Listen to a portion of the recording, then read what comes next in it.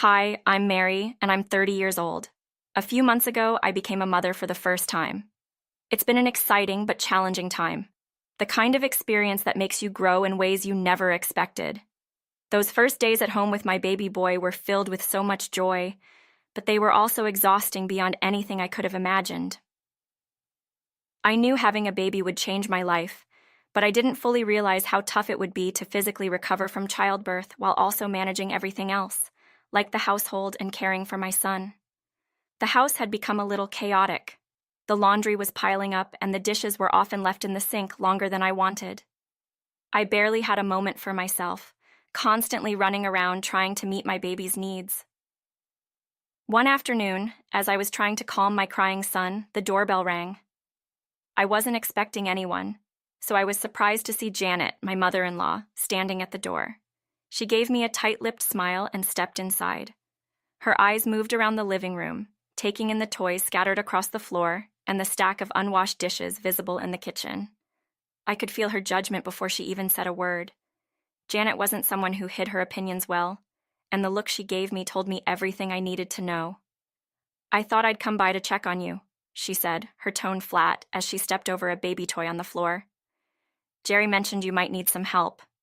I forced a smile. "Thanks, Janet. Things have been a little crazy, but we're managing." My voice was calm, but inside I was feeling overwhelmed. I could see she wasn't convinced. She walked into the kitchen, and the sound of the dishes clinking together as she inspected them made me wince. "Looks like you could use more than just a little help," she said, her tone sharp. "Is this how you plan to raise my grandson?" Her words hit me hard. Frustration and sadness welled up inside me. I was trying my hardest, and yet it felt like nothing I did was ever good enough. "I'm doing the best I can," I replied, holding my son a little closer, trying to shield myself from her harsh gaze. Janet sighed, clearly unimpressed. "Being a mother is about prioritizing," she said, shaking her head. "And right now, it looks like you're not prioritizing anything properly." Before I could respond, Jerry walked into the room. He took one look at us and instantly sensed the tension. "Mom, Mary is doing an amazing job," he said, his voice gentle as he tried to diffuse the situation. "It's been tough, especially with the baby not sleeping well." But instead of calming down, Janet turned to Jerry, her expression hardening. "You need to help her understand what's important," she said, her voice full of authority. "It's not just about keeping the house clean. It's about being responsible. She's not living up to the family standards." I could see Jerry was torn, caught between his mother and me. He looked at me, then back at Janet, unsure of what to say. "Mom, let's not do this right now. Mary is still recovering," he tried, but Janet cut him off. "That's exactly the time when discipline needs to be taught," she snapped. "If she learns to manage things now, she'll be better off in the future." I couldn't believe what I was hearing. My heart pounded and tears welled up in my eyes.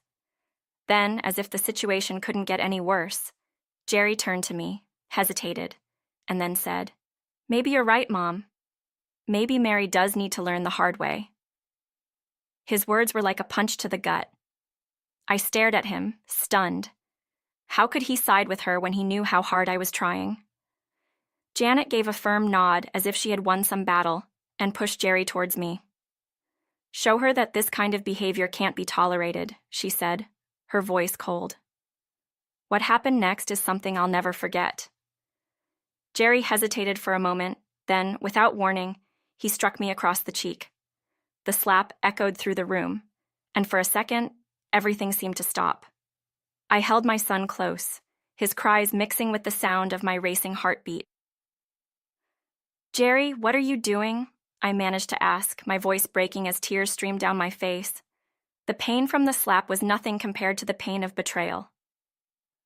"This is for your own good, Mary," he said, his voice flat, as if he truly believed that. He wouldn't even look me in the eyes. Janet stood there, her expression unchanging, as if she had expected this to happen. She didn't move, didn't say a word. She just watched, her presence making everything feel 100 times worse. I felt my world shatter in that moment. Instead of support, I was met with judgment and violence, and from the people who were supposed to love me. As Janet prepared to leave, she whispered something to Jerry at the door. I couldn't hear her words, but the look on her face and the way Jerry's shoulders slumped told me it wasn't anything kind. That night, I rocked my son to sleep, trying to soothe him as much as I was trying to soothe myself. But the fear and the dread wouldn't leave me. What was supposed to be a loving family now felt like something else entirely. I realized then that I needed to leave, not just for my safety, but for my son's as well. The next morning, while Jerry was at work and Janet was thankfully gone, I made a call. Maria, a close friend who had always offered her help, answered on the first ring. "Maria, it's me. I need the help you offered," I said, my voice shaking with fear and determination. "Say no more, Mary. I'll come by today with my truck.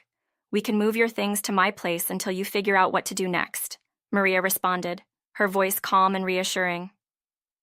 We made a simple but risky plan. During the day, I would pack up the essentials for myself and my son, and by evening, Maria would come, and we'd move everything out before Jerry came home. All day, as I packed my things, my heart raced. I knew what I was doing was dangerous, but it was the right thing. I had to protect my son. This wasn't just about me anymore. Every baby outfit and toy I placed in a box felt heavy with memories of what I had hoped my life would be. But the sharp memory of Jerry's slap and Janet's cold, judgmental eyes reminded me that staying wasn't an option. By late afternoon, most of my things were packed. I hid the boxes in the garage, out of sight. Just as the sun began to set, Maria arrived. Her presence was like a beacon of hope. "Are you ready?" she asked as she stepped inside, her eyes taking in the scattered boxes and bags. I nodded, holding my baby boy closer. As ready as I'll ever be. We worked quickly, loading everything into her truck. We moved in silence, our movements efficient and purposeful, like we'd done this 100 times before. The last room I packed was the nursery, my little sanctuary, the only place where I had felt even a small amount of peace. I took one last look around before closing the door behind me. As we drove away, I watched the house fade into the distance. My heart felt heavy, but there was also a flicker of hope. My son slept peacefully in his car seat, unaware of the changes happening around him.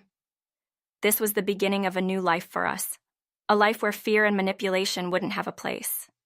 When we arrived at Maria's place, I felt an overwhelming sense of relief.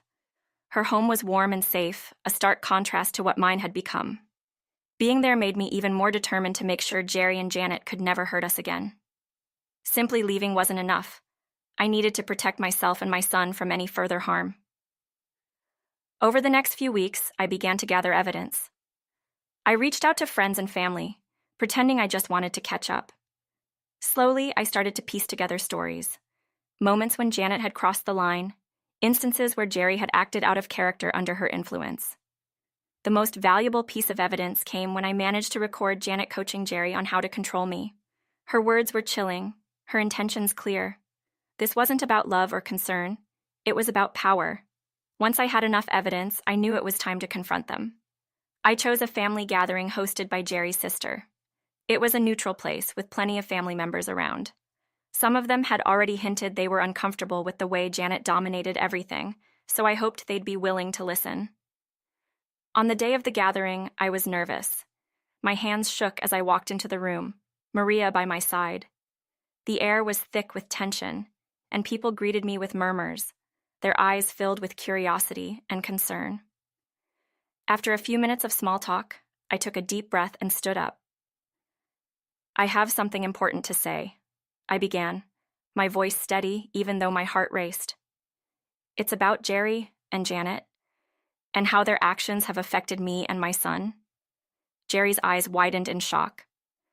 "Mary, let's not do this here," he said, his voice pleading. But I didn't stop.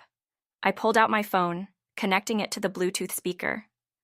The room fell silent as the recordings began to play. Janet's cold, controlling voice, Jerry's hesitant agreement. It was all there, laid bare for everyone to hear. The reactions were immediate, shocked gasps, looks of disgust. Jerry's aunt, who had always been kind to me, turned to Janet, her voice trembling. Is this true, Janet? Were you really forcing Jerry to do this? Janet's face flushed with anger. These are taken out of context, she snapped. But it was too late. The damage was done. Family members began to speak up, sharing their own stories of Janet's manipulations. Slowly, a picture emerged of a woman who had controlled her family for years, hiding behind the guise of a caring mother. Jerry sat there in silence, his face pale as he listened to the truth about his mother. After the confrontation, a heavy silence hung over the room. The family, long under Janet's influence, now had to come to terms with what had been happening. For me, the decision to leave Jerry was painful, but it was also necessary. There was no going back. As the family began to leave, I gathered my son and stepped outside. Jerry watched us, his face filled with regret. Janet, on the other hand, faced a harsher reality. The family she had controlled for so long was finally breaking free from her grip. In the weeks that followed, Jerry tried to reach out. His messages were full of apologies, promises of change. But the memory of that slap, of his mother's influence over him, was too much to forget. The trust between us was shattered. I moved into a small apartment far away, a place where I could start over.